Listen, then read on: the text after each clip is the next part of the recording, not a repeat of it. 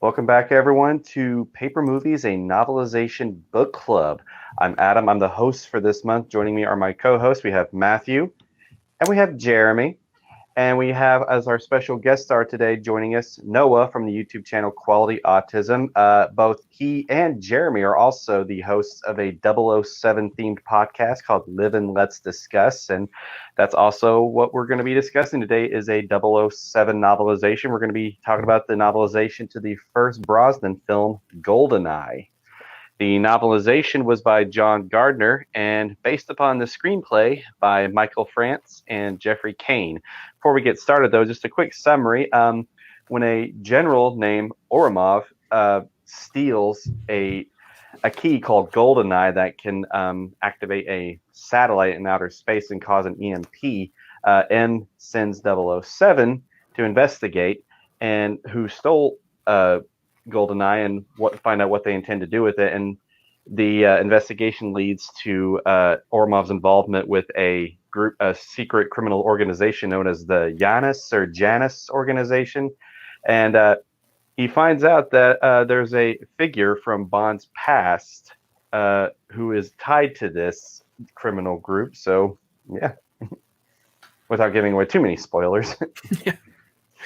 Even though I'm pretty sure we're about to. Anyway. Yeah, it's all spoilers here at the Book Club. Spoiler warning, a minute 30 in. Yep. But yeah, the figure from Bond's past was once his ally, a former MI6 operative, and his best friend named Alec Trevelyan, who was presumed dead in the beginning of this book. So 006. Yeah. Sean Bean from the film, the man that dies in everything that he's in. Except Flight Plan, because that movie's lame. Well, he's been in like Game of Thrones and everything, and like all the other stuff that I've seen, like his character always dies. But anyway, moving on from that. So yeah, let's get into just some thoughts for this novelization. But let's start with our guest star, Noah. You're the one that actually finished it before all of us, so I think it's fair that you get to give your thoughts first. All right. So, should I say before what I think of the movie in general?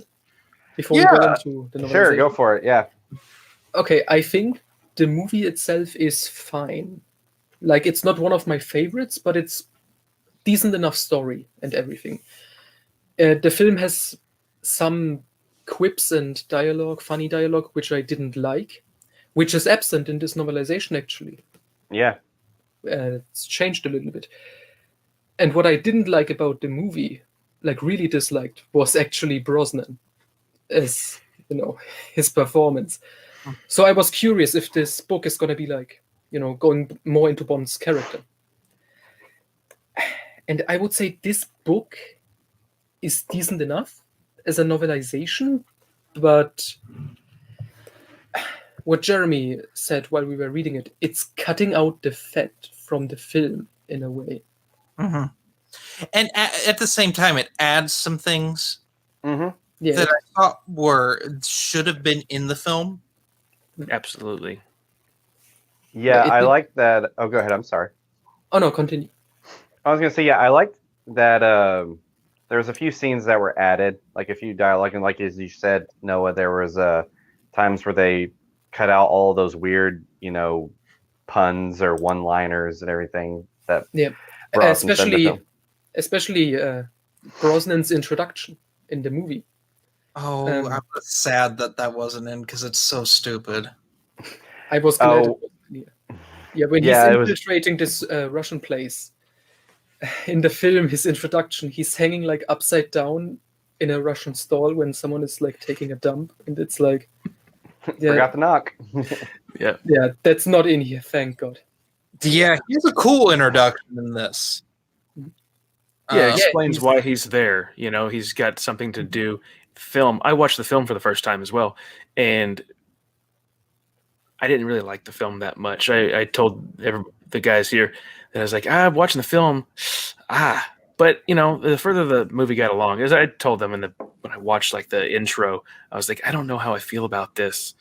But it got better as the movie went on. But like some of the ridiculous stuff in the film, like there's a car chase. Well, not really a car chase, but Bond is racing another car on this tight road on a mountainside, and it's one of the characters that it unravels to turn out to be a villain later on a top. Mm-hmm. Xena on a top. They're racing down this mountain, and like a semi truck comes in one lane, so they swerve, and there's a little thing. And then I just thought, okay, because in the book, it's like one vehicle, one issue on the road. In the film, there's some sort of stupid gag where it's like, here comes a big herd of bicyclists up the mountain, so they got to swerve around the bicyclists, and they're all stopped to look at the cars, and then they fall over. It's like, that was stupid. That was stupid. What ruins that scene for me is the horrible soundtrack. Did you notice it? The soundtrack is bizarre for GoldenEye. The GoldenEye song by Tina Turner is bizarre. It's kind of funny in how it is because it's iconic, but it shouldn't be. I don't know. So GoldenEye is one of my favorite modern Bond films. I think it was the perfect film for the 90s. Although you can make the argument Tomorrow Never Dies is a little better. It feels more Bondy, whereas this feels like a Dalton script that they tried to make goofy because it kind of was.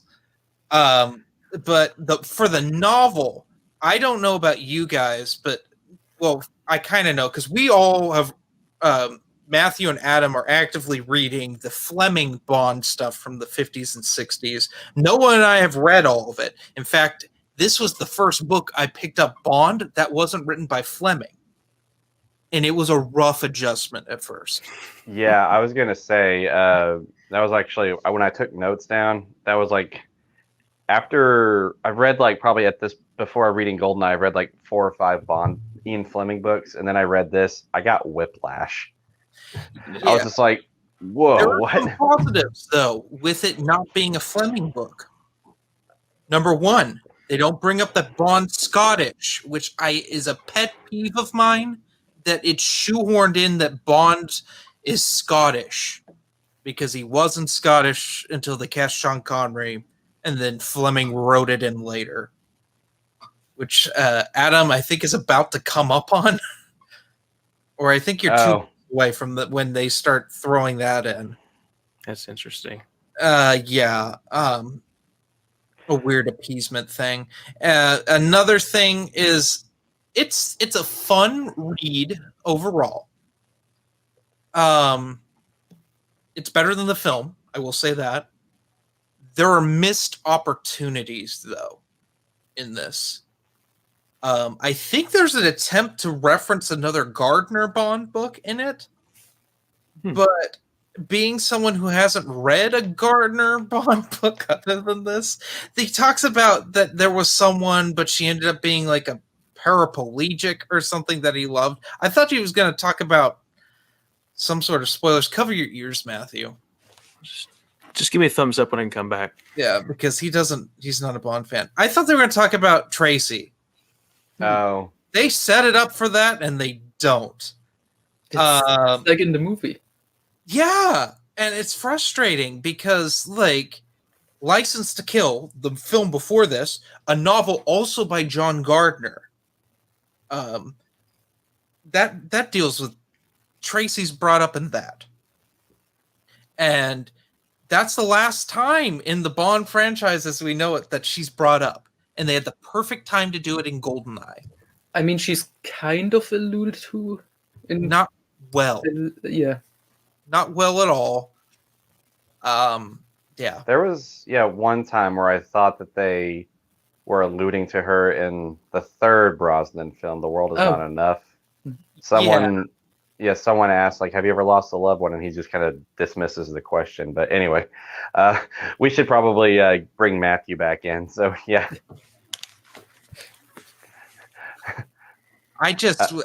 There was no way of doing that because Matthew's not a huge film Bond fan, so he hasn't seen most of them.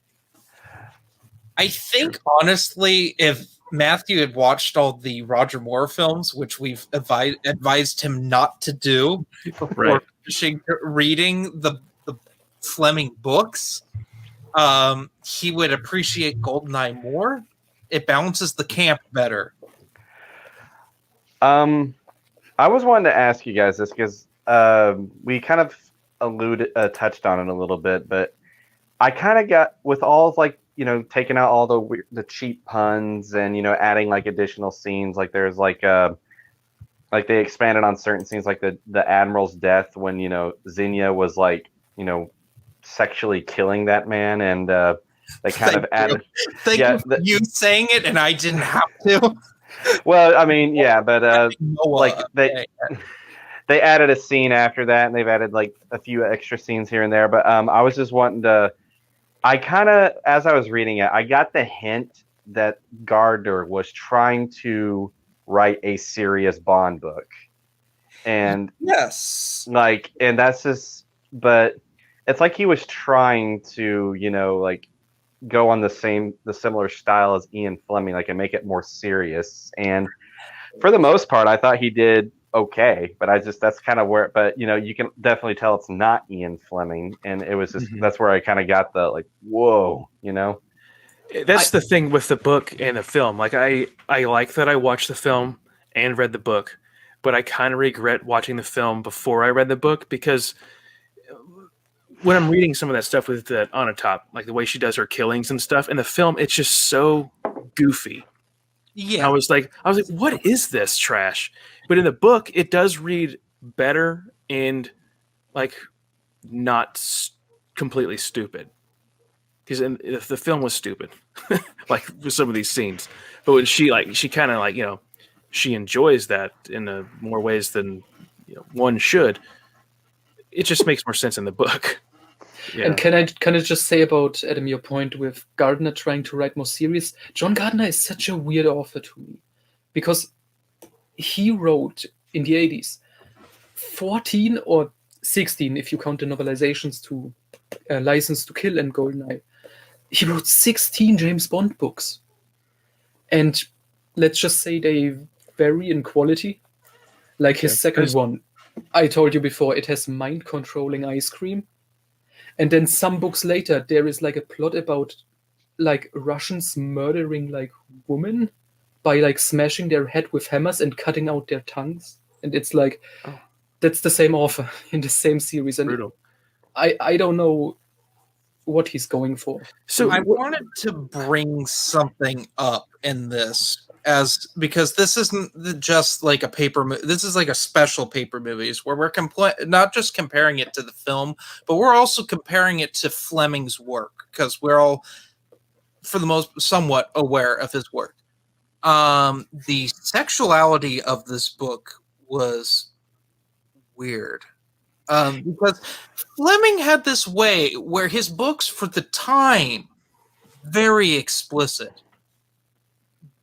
but they weren't pornography. It was not usually. As the 60s happened, it kind of became more of that to a degree. Then you have like what Kingsley Ames did with Colonel's Son. That's a more sexual book, which we'll be talking about soon on Live and Let's Discuss. So stay tuned for that. But this was a little more sexual than that. It was a little more graphic, but it wasn't the short story that Noah and I had the misfortune of reading, which was Raymond Benson's first Bond story, where it's bookended by, at the beginning, Bond's with a 19-year-old, and he's got to be in his 60s at this point. And it ends with him with a 40-year-old who looks like a 20-year-old.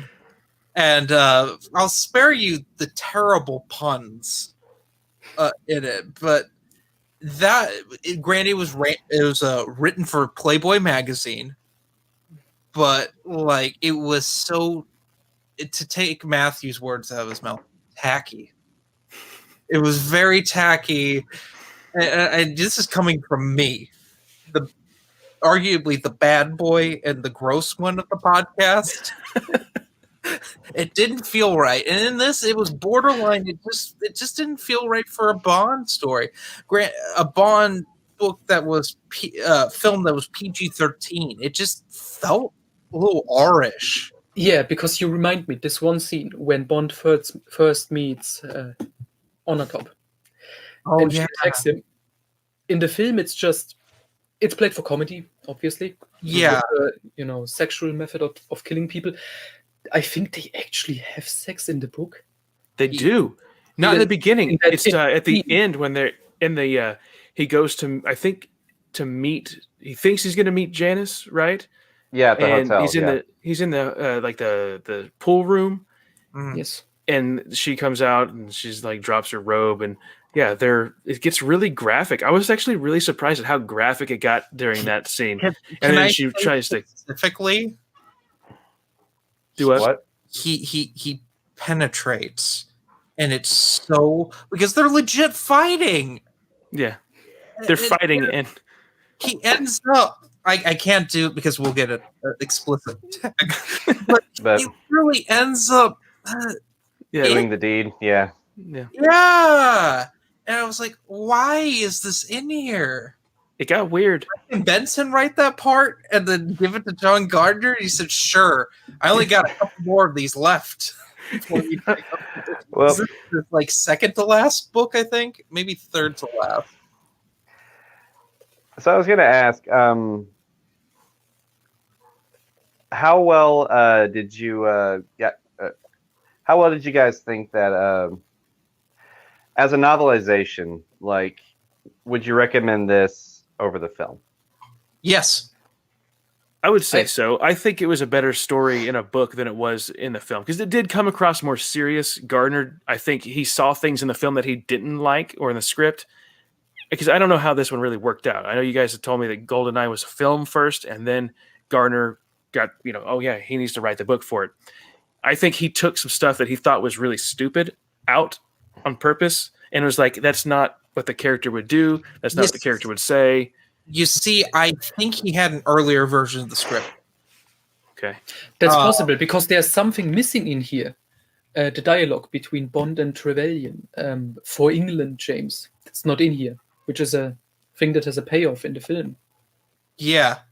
I think, wait, because in the beginning, they have this thing like, for England, James, and then at the end, they say it again, and Bond, lets Trevelyan fall to his death.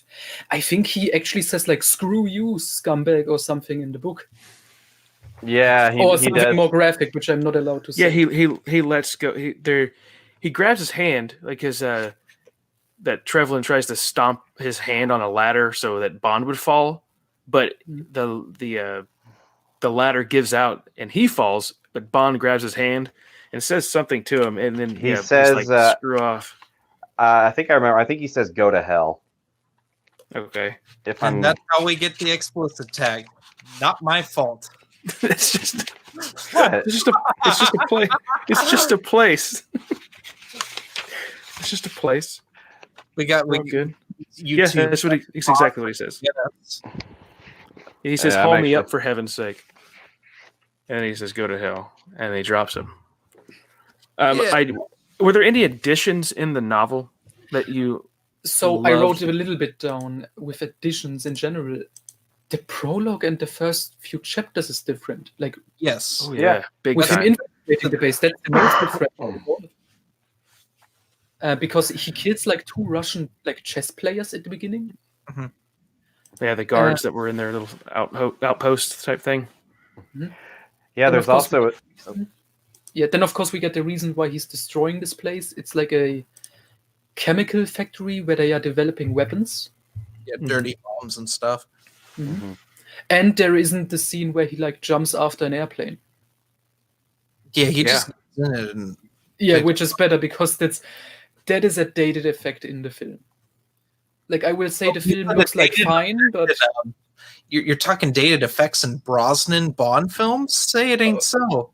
Oh no! The airplane starts to take off in the movie, and it goes off the cliff, and he's riding the motorcycle. He dives after it, off the cliff, and catches up to the airplane and gets in, and then pulls the plane up. That was so bad. In the book, he like rides up on the bike, jumps on like to the wing, and like kind of fights the pilot out, and then he just takes off. Right, quickly. It's done. It's done not stupidly. right. I mean, it didn't much to not be as stupid as the film, but also I wanted to ask Noah. The Tatiana parts are more expanded in the book, correct? With her whole thing of trying to get like out of the country and stuff before she's. That is because there's one scene, because in the movie, I don't think that's in the movie. When she goes outside of the base after it's destroyed, she finds like this sled and a bunch of like dogs. The sled dogs. Sled dogs. And it wasn't like in the film they are just there, right? Yes, they don't have. I remember watching it. Yeah, I was watching it on Pluto TV, and like there was an ad, and then it came back, and she was like with these dogs, and I was like, did the commercial play over the film, and I missed something? Nope. But in the book, there is actually like a paragraph saying like, oh, there was a guy like going along with his dogs on this sled, and then he just randomly died. Yeah, it's like his family broke his body and died. Yeah, he couldn't. His family is like waiting for him to get home. Yeah, and then he died, but thank God he did, because now she can be saved. There was in fact, that's basically what Gardner says. Wow, what random luck! Great that this guy died. It's stupid. Only half.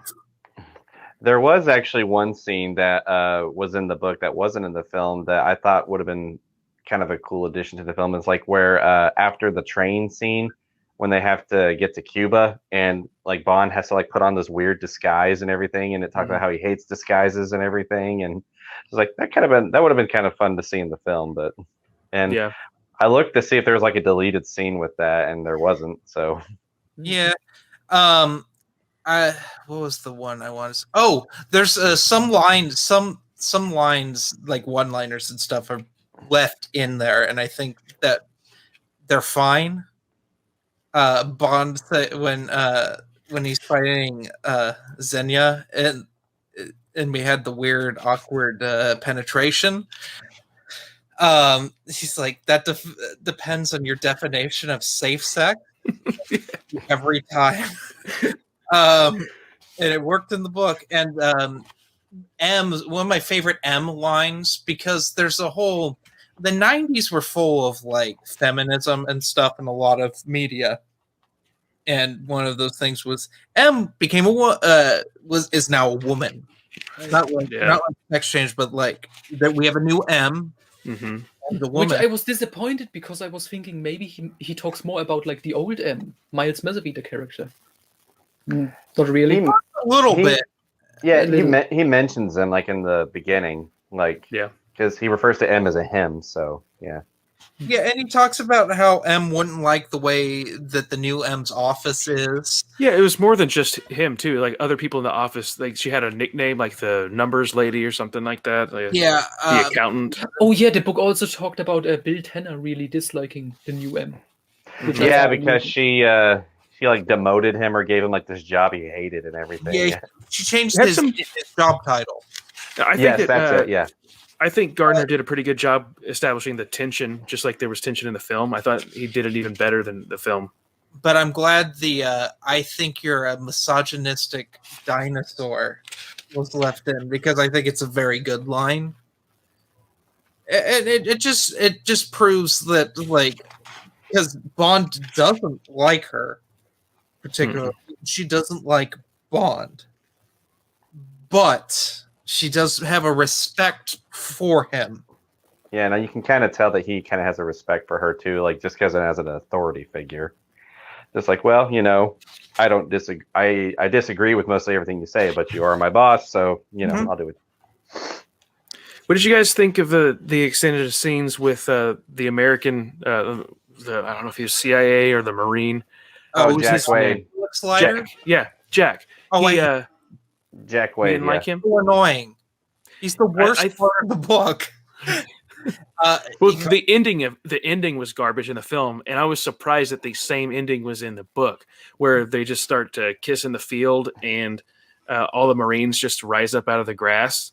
I thought that was so stupid. That's a staple of the Bond films, though. Really? I thought it was dumb. I mean, the film "You Only Live Twice" has a similar ending to that, or Dr. No too. Dr. The No. last line. The last line of this book, Bond needed no backup at that particular time. So stupid. That was the last line of the book. The Marine Corps helicopters bring in reinforcements.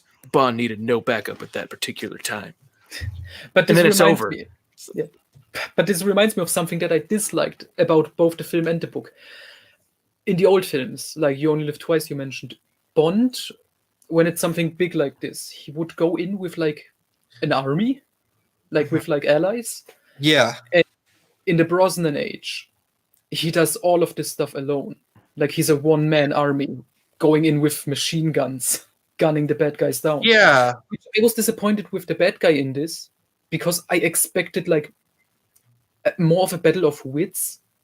If you have like a previous 00 agent going against 007. And I mean, there's a little bit, he ruins Bond's original plan, like when he takes off his watch with the gadgets in it. Mm-hmm. I would have liked to see more of that, but instead at the end, it's like they're hunting each other and then they're shooting each other with machine guns. And I will say this about the book: the end fight is lackluster, whereas in the film it's a little better. Yeah, for the Brosnan era. For the Brosnan era, yeah. Where Craig rolls around and does like Aikido or Brazilian Jiu-Jitsu dark, like in Skyfall. I think that's Skyfall. It's either Skyfall or Spectre, where there's literally he has a fight with a dude, and it's clearly the stunt doubles are fighting each other. There's a shot in the dark, and the dude falls out the window. I think that's Skyfall. It's next to that's in Skyfall. It's one of the most with things in Skyfall, which otherwise Skyfall's a pretty solid film. So here's the thing that I also was a little bit confused about. First off, there's one other issue that I had with Gardner's writing in the beginning of the book. I was so confused on the descriptions being used on how he was able to, like in the film, he has the little grappling hook thing that he shoots into the ground to keep him, so because he jumps with the bungee jump, shoots the thing so he doesn't fly back up in the air.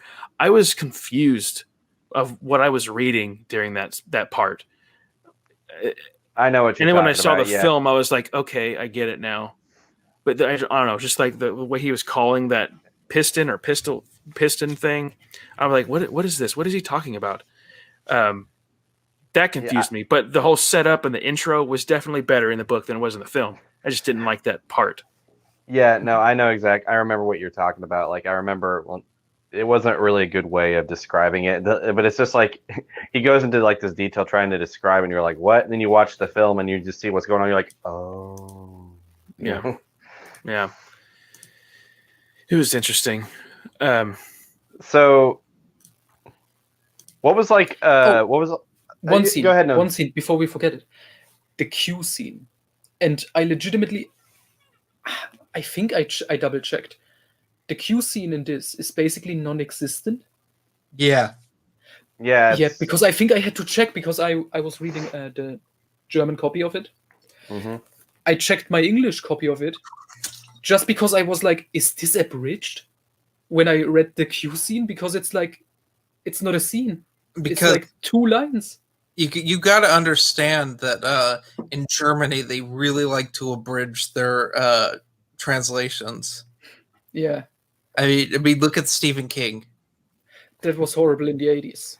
Like, yeah, no, I remember what you're talking about. They did. I think the whole scene they just kept it pretty much centered around like, hey, what's this? Hey, that's my lunch. Don't take that. You know. Oh yeah, he picks up the Spanish. They kept some of the tacky jokes, like, oh, the writing's on the wall, which I'm like, doesn't mean anything. He blew. It's mightier than the story.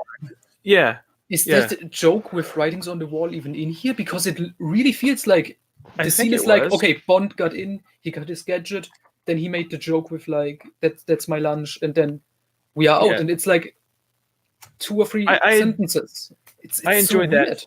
I enjoyed it better in the film, that part. Even though there was some stupid humor in it, it was, At least we got Desmond Llewellyn as Q. Yeah. It was weird. Okay, this was weird to read Q in a book because there's no Q in the Fleming books. No, should I tell you what's in the Gardner books? Yeah, let's do it. Because the Gardner books kind of follow the Ian Fleming book canon in a way, but not really, because Bond doesn't age when he's in the 80s, despite coming from the 50s, 60s. But because there is no Q character, there's a Q, like, section. Q branch, yeah. Mm-hmm. And he establishes a new character called like Anne Riley, and her nickname is Cute. And it makes you cringe so hard. So tacky.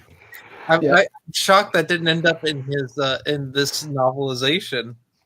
Oh yeah, I'm surprised too.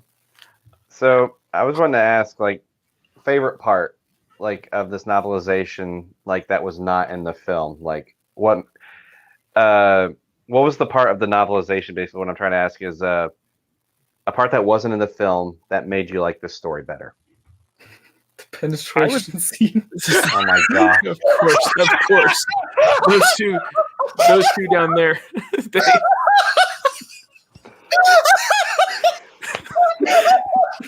Yeah, and I get us the explicit tag, Jeremy. Yeah, I get it. I knew it was going to be them. I knew it.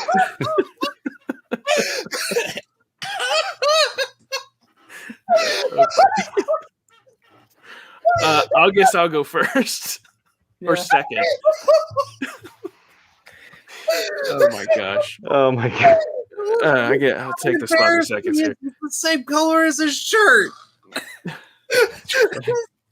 Are you proud? Good job, Noah. Yeah. I had to take the opportunity. It was to make this joke. Oh, good question, Adam. Yeah. Right. Yeah. Good. Yeah, and then not 10 minutes ago, we hear from Jeremy. There's like, gosh, Adam, way to get us the explicit tag. You did. This is just adding to it.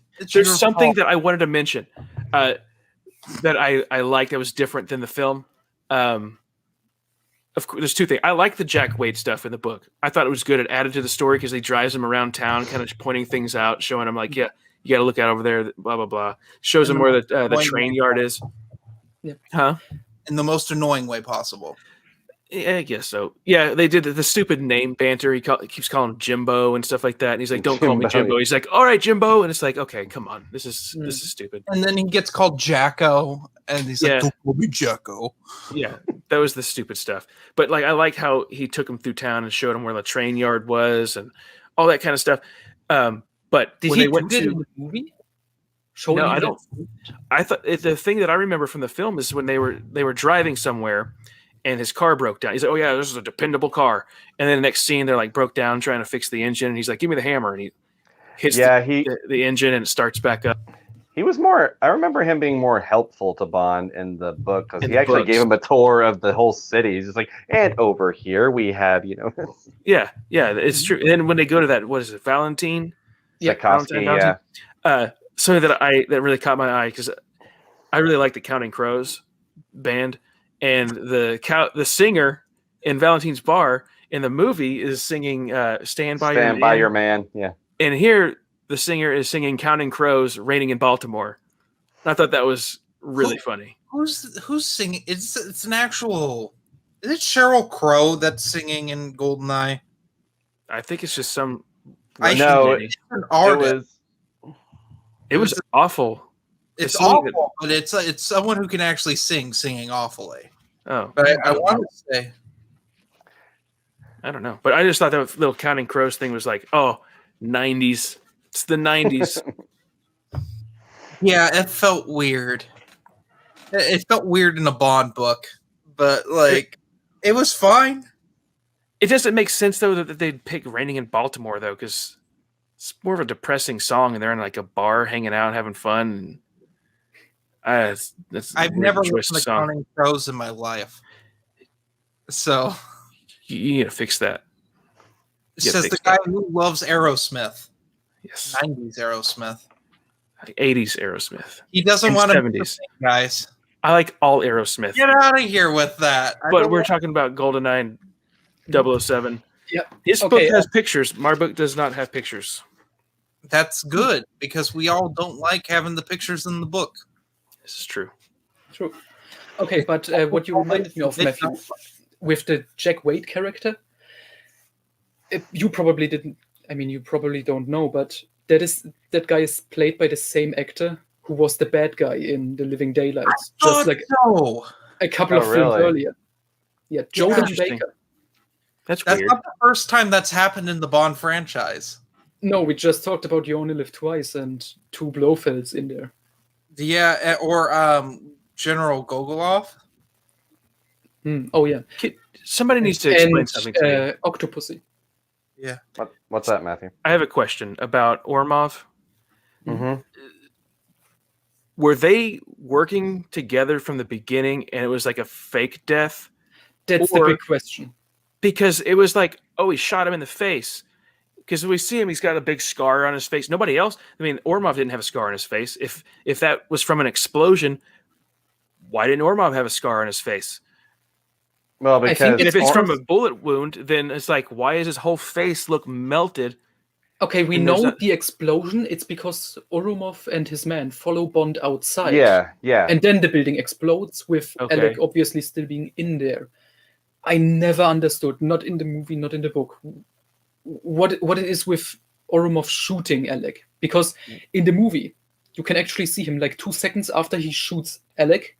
If you say maybe they planned it together and it was like a blank, 2 seconds later, Orumov shoots one of his men who fires at Bond and actually kills him. Yeah. So I don't know what was going on. It could have been one bullet was a blank and the rest were live rounds. Isn't that a little bit dangerous? Yeah. Well, probably. It's a risk he was willing to take. I almost dropped an F-bomb there. I'm sorry. It's a plot hole. It's a humongous plot hole. I thought it would have been explained in the book, but I mean, it's like, okay, so they're buddies. Did he really shoot him in the face? If you wanted that explained in the book, don't get John Gardner to do it. But it's kind of like a stupid thing, though, because it's like they play like, oh, Trevelyan, he's like Trevelyan, whatever his name is. It's like, you abandoned me. You abandoned me, Bond. It kind of gives him an excuse to be bad, you know. But you already had a plan of some maybe sort. Maybe he and Orumov only became partners after that incident, which is also confusing. Yes, but you could make the argument that's plausible because what's his face, the guy who owns the nightclub, Bond kneecapped him. Valentine. Yeah, Valentine.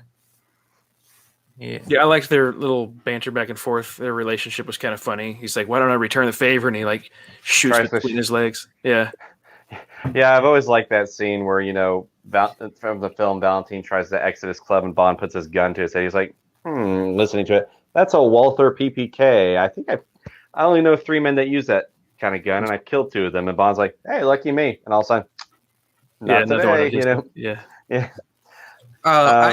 I prefer Valentine in this than I did in World's Not Enough. Yep.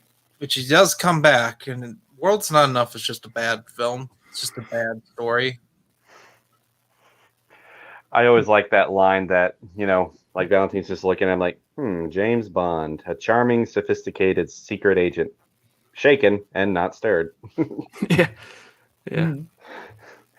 Yeah, I mean, he's good. I think I like him more in the film because he's played by a good actor. It was Robbie Coltrane, right?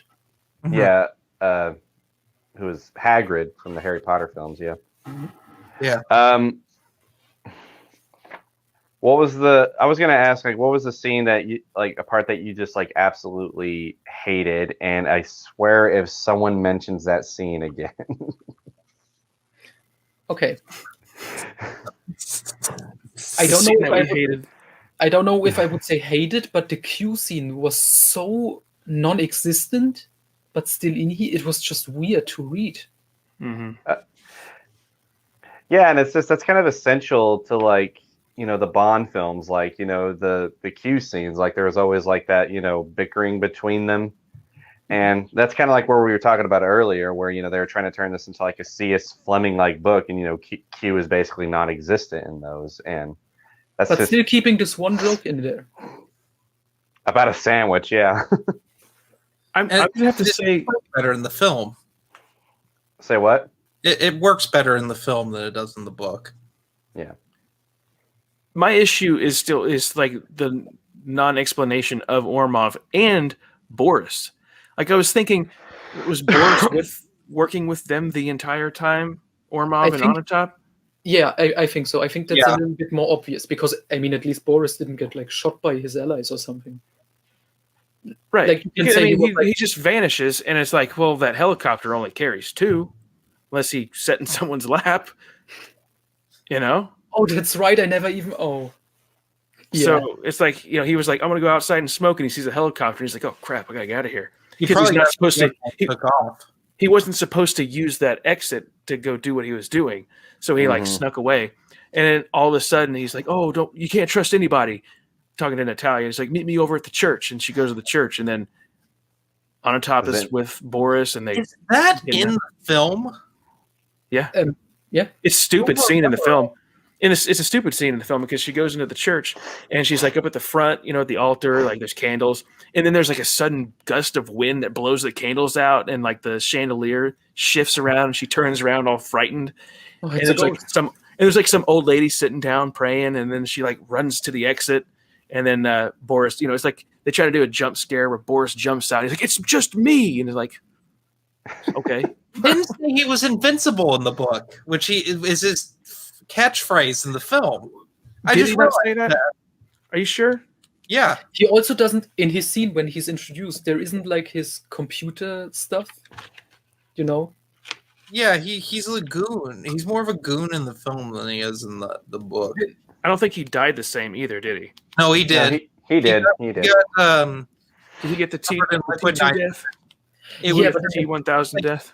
It was 2 sentences, and it didn't have the "I'm invincible" line. Okay. Yeah, because in the book he's running away while the base is being destroyed, and then he gets like the Terminator 2 death. Yeah. But in the movie, of course, he does like his pose, like I'm invincible, and then because everyone had to die with liquid nitrogen. I mean, that happened in Demolition Man. Only that had the better ending of Wesley Snipes got his frozen head kicked off by Sylvester Stallone. It shattered on the ground. All right. And Matthew, I think I should warn you. So we talked a little bad about GoldenEye, and I'm pretty sure some people are going to get upset because this is a top 10 Bond film for some, mostly those who grew up with it. Because yeah, I mean, this is one I thoroughly enjoy. It's one of the first ones I ever saw. Well, hey, I played the game, the Nintendo 64 game, and I loved it. Yeah, I was gonna say, let's not all forget the video game. Yeah, that's what I love the game. One of the greatest console first-person shooters ever. Yes, I don't know, and I think the game is also a big part what people like think of, and then they like to ignore.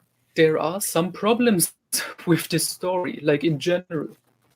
Yeah, I would love to be able to play the game again. I have to tell you,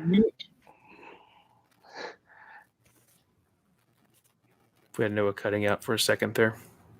Yeah, he's frozen. And I mean, you said you fought. Oh, here we go. There we go. Not really. I'm leaving this in, by the way. Is the internet crashing? Fine. Oh, great. Should we? Anything that anybody else wanted to add to? Well, I was gonna say when it came to the video game, for all the why are we talking about video game on paper movies? I'm kidding. I was gonna say. Well, I just want to point this out, Matt. Like, Matthew said that like he wants to play the video game. It's like if anybody ever plays, you didn't brush his hair before you came onto the stream. I'm just gonna say, if anybody wants to play Matthew against the video game, if he's that guy that will leave mines at all the respawn points, so So that way when you I did. respawn, you'll die within like 3 seconds. Get And proximity mines at the spawn points. The only way you're going to beat him is you got to play his odd job. Yep. Well, even then, yeah. We had that no odd job rule. Which wasn't in GoldenEye. So I just want to go ahead and move on to 1, would you recommend? And 2, what would you guys grade this book? We'll start with Noah. If I would recommend, well, who would I recommend it to? Well, I mean, just like people who have seen the film. They might get something out of it. Like you said, it tries to be more serious. It is somewhat of a different experience, but don't expect too much like new detail, because there isn't really much. If you think like it's gonna explain the plot hole, like with Alec Trevelyan being not really. Mm-hmm. Yeah, and I guess if you enjoy the film but you have problems with it, like the terrible humor, most of it is cut out in the book. So that's a plus. So I would say, generally, you can read it, definitely. What would you grade it? Out of 10, or? Yeah. Just out of 10, however what. Okay, out of 10, I would say 6 out of 10. It's like above average, it's like decent enough. But nothing like too special. What about you, Jeremy? I recommend it to the John Gardner fans because it's probably one of his better books.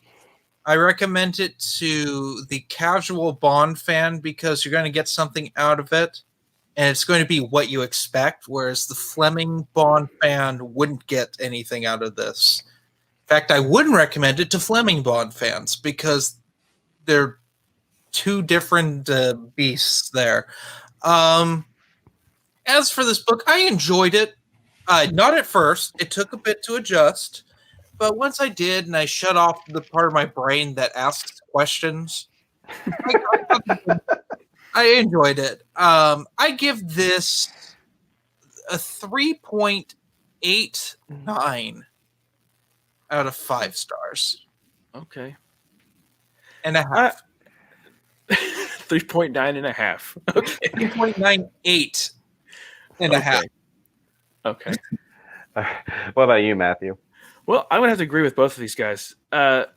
Yes, it does have things that are different than the movie, but it to me, it deducts more than it adds. It takes out most of the cheesy stuff and fixes some other things, adds a little more perverted things. But yeah, for the Ian Fleming fan, like I started reading the books. I'm 4 books into the Ian Fleming series. This is completely different. It is a completely different James Bond. It is that 90s action nonsense type movie because there are so many big questions that did not get answered with the main villains of the book. You know, the threat was good. I thought the GoldenEye, the EMP situation was cool, but also a little tacky because the guy just wanted to rob banks, just make money, and that was it. Instead of just, I want to cause destruction and chaos and turn people against each other and just be that cruel villain. I just wanted, like Bond even said in the book, oh, you're just a simple bank robber. I think those were his words.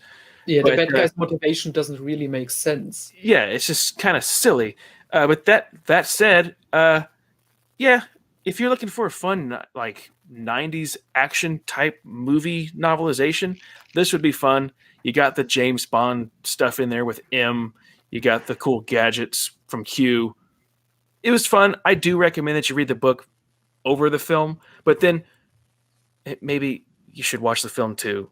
It's a good set to read both, read and watch, just so you could get a good balance between the two. You like the cheesy, stupid humor, watch the film. You want something a little bit more serious. The book is a little bit more serious than the film. I will give this a C+. So, I agree. Basically, I was going to say if you're a diehard fan of the films and have no interest in even reading the Fleming books, you just want to stick to the films or the video games or something like that, then you might as well just skip it. I mean, it's just if that's like all you enjoy, then yeah, I wouldn't recommend it to them. But if you want to read the books and like if you're an avid bod 007 fan and you want to read like everything, yeah, then yes, absolutely go ahead and read it. Like I said, it's got some differences to the film, and they're while some of them are good and some of them are not so good. It's kind of fun to pick out those differences. But my rating is going to be a little bit differently. As a fan of as a book itself, C plus. As a Bond book, I'll give it a B minus. I'm shocked. Why? Kind of a high rating for it as a James Bond book. Yeah. I thought you were going to say D minus. Actually, hold on. I got that backwards. It's actually the other way around. Novelization, B minus. James Bond, C minus. Yes, that's it. Sorry. Okay, that makes a lot more sense. I was like, wait a second. Sorry about that. Yeah, that's what I meant. Yes, Bond book, C plus. Book itself, novelization, B minus. That's what I'll. Okay. Because it is a very easy read, and like you can finish it within like a day or so, or a day or two, but if you have time. Yeah. I will do want to say there is a funny story behind the GoldenEye novelization, and because I remember when we first started Paper Movies, we kept talking about like Matthew kept asking, I wonder if there's a GoldenEye novelization because I really love the game and everything, and Jeremy kept saying there is, and he's like, man, I really wish there is, and Jeremy was like, there is, and then one day I just went to the bookstore like, hey guys, look what I found. Matthew's like, wait, what? Yeah. Oh man.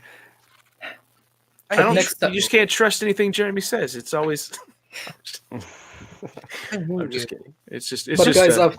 Guys, after reading this one, I think we need to read License to Kill. We do. Absolutely. The other that is a much more serious story, which Matthew might enjoy more. Yeah, I'm curious what his take would be on that. Yeah, and on the movies themselves. Oh yeah. Because for me, going from Dalton to like bland Brosnan, as I call him, it's like it's a weird adjustment. Yeah, especially in GoldenEye, like you said, it's like they had a Timothy Dalton like script, and then they tried to insert like a Roger Moore era stuff.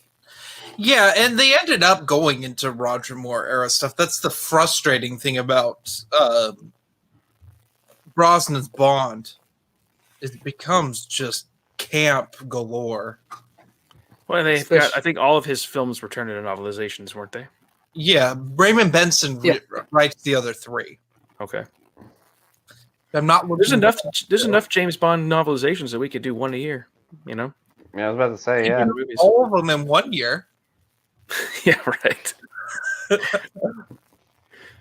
We could talk about that. It'd be kind of fun.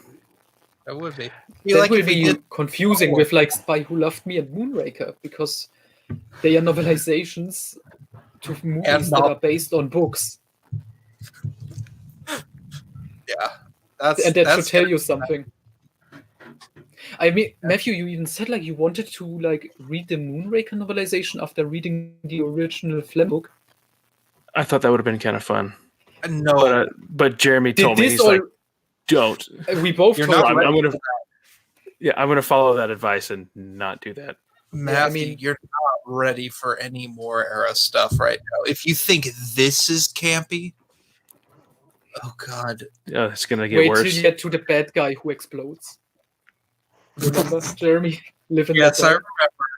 How can I not remember that? Or rest in peace, Yaphet Kotto.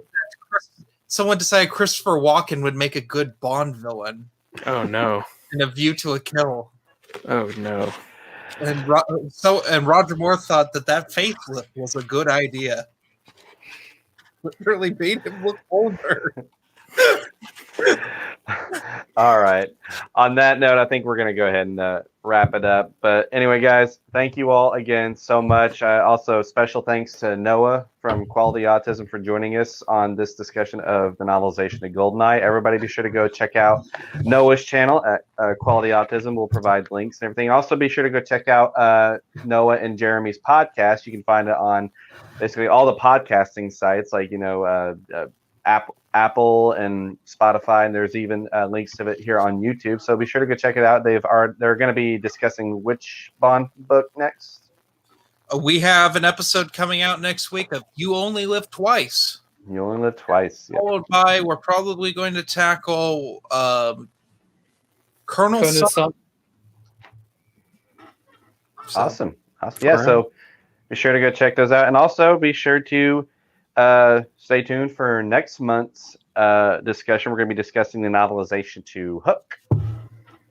And also, Matthew and his wife recently did a live stream discussion about that, so be sure to go check that out as well. But yeah, that was an interesting conversation. Go check that out before we dive into the Hook novelization next month. I think you'll get a kick out of that, and hopefully the answers are going to be in the book. That we have a lot of questions. I had a lot of questions for Hook. So,